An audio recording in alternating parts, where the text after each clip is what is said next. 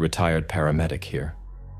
Had a call on a very desolate stretch of road for a car sitting in the middle of the road, covered in blood. Of course, it has to happen at 2 a.m., just like every horror story. We arrive on scene and find a new Camaro sitting in the middle of the road that had obviously been in an accident. Problem is, there is absolutely nothing else around the car. No persons, no other vehicles, nothing.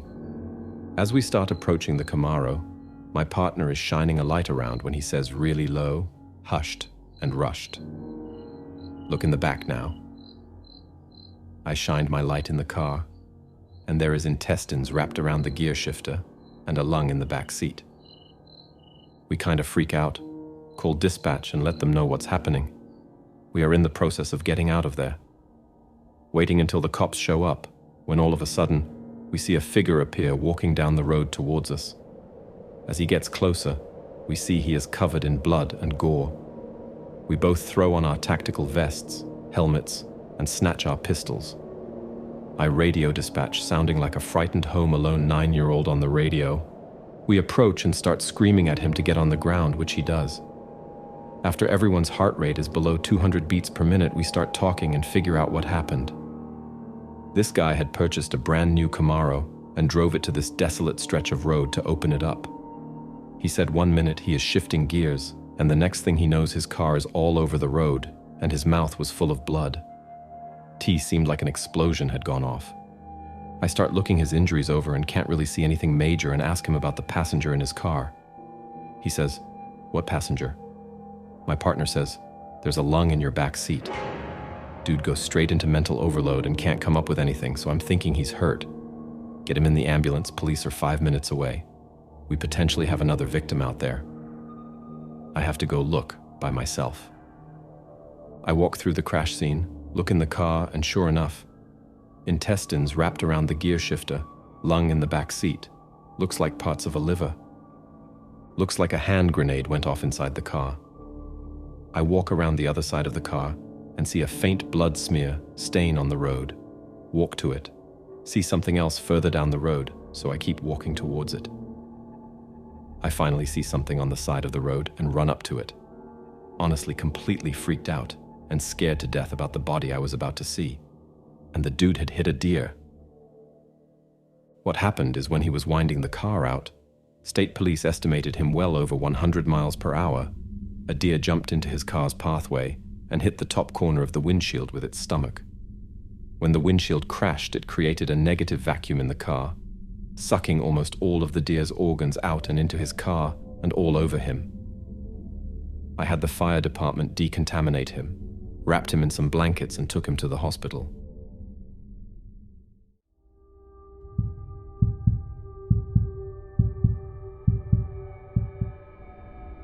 This is a story that happened when I was very young. It started around the time I was 5 back in the 80s and was the beginning of the worst 5 years of my life.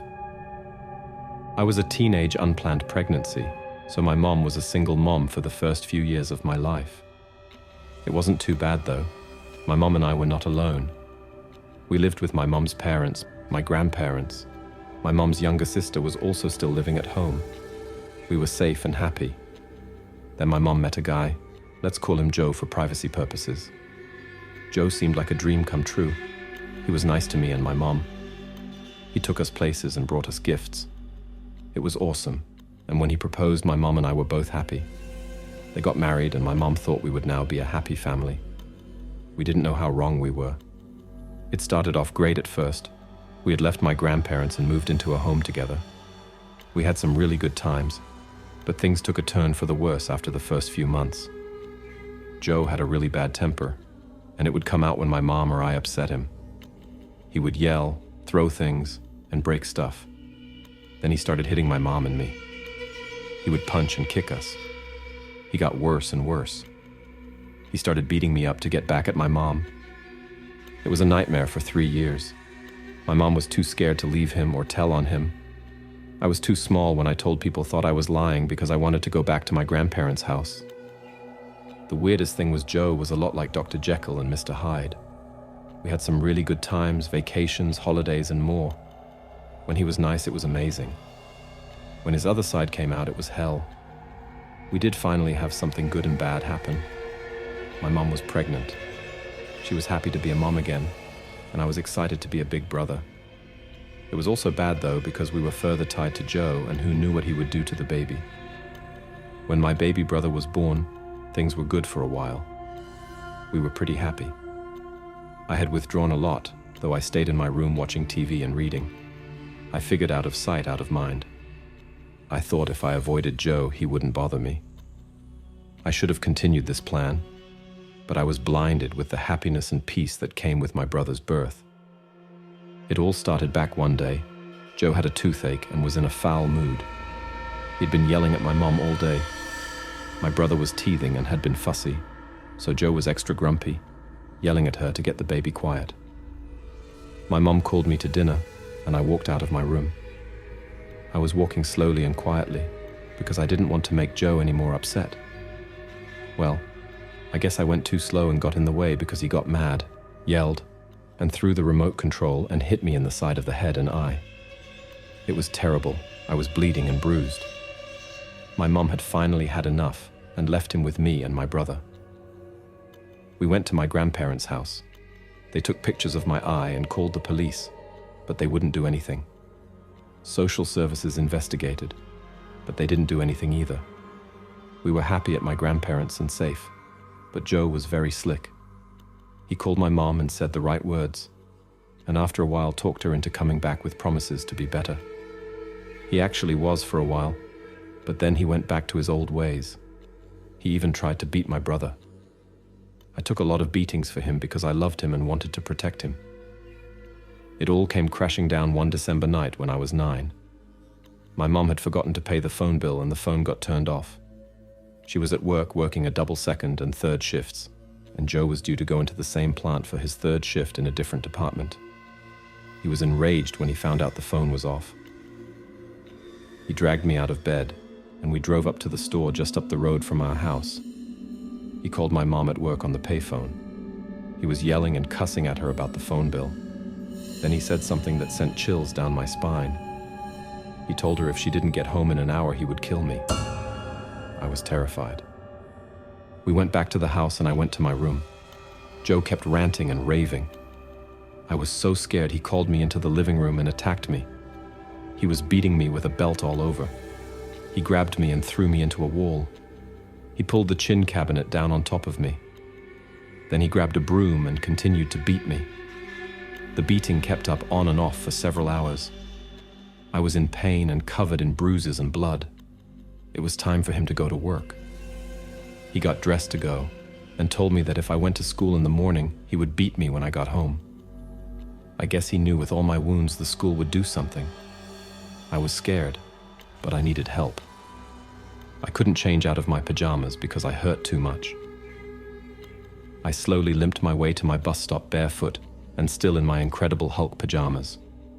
The bus driver pulled up, opened the door, took one look at me, and got me on the bus and immediately drove to school.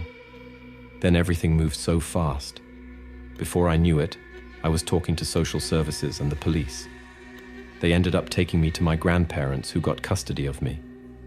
I was happy to be with my grandparents, whom I love, and happy to be safe, but I missed my mom and my brother. Strangely enough, the police never did anything to my stepfather. It was a different time, I guess. It was a few more years before my mom got the courage and left him, but she finally did. She ended up meeting a high school sweetheart and getting remarried. She and my brother finally had a happy life like I did, and we were back in each other's life. I found out later that my stepfather had been orphaned at the young age of 5 when his parents and older sister died when his dad's small plane crashed. He was then raised by a very physically and mentally abusive aunt and uncle. It doesn't excuse what he did, but it explains it. I eventually ran into him on social media. I forgave him and let go of the anger and hurt I had been holding on to. He had gotten a lot of mental help and seemed to be doing good. I convinced my brother to talk to him because Joe was his biological dad, and Joe had found his mom's family and extended members of his dad's family, whom he lost touch with when his parents died. I told my brother that it would be good for him to meet some of his family from his father's side, as he had never met them. I don't know my dad at all, and would have loved to have that connection.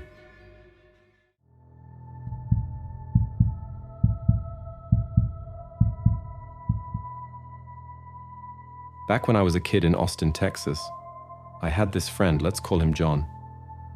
One day, my mom left me home alone, and being a teenager, I invited John over to play Xbox.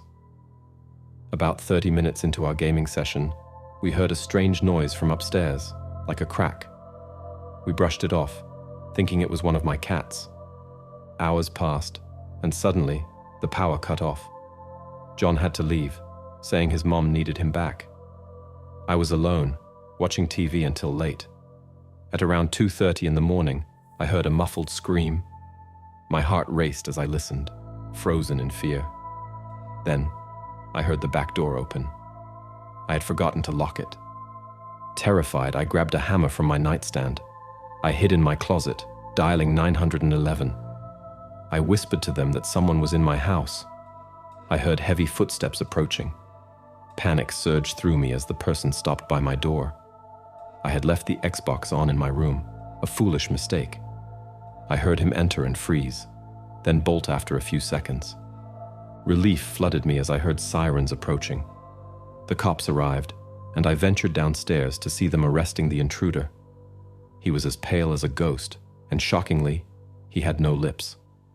But the strangest part, he vomited blood onto the window of the cop car before they drove him away. Later, I found out he had overdosed on meth. That night could have ended much worse.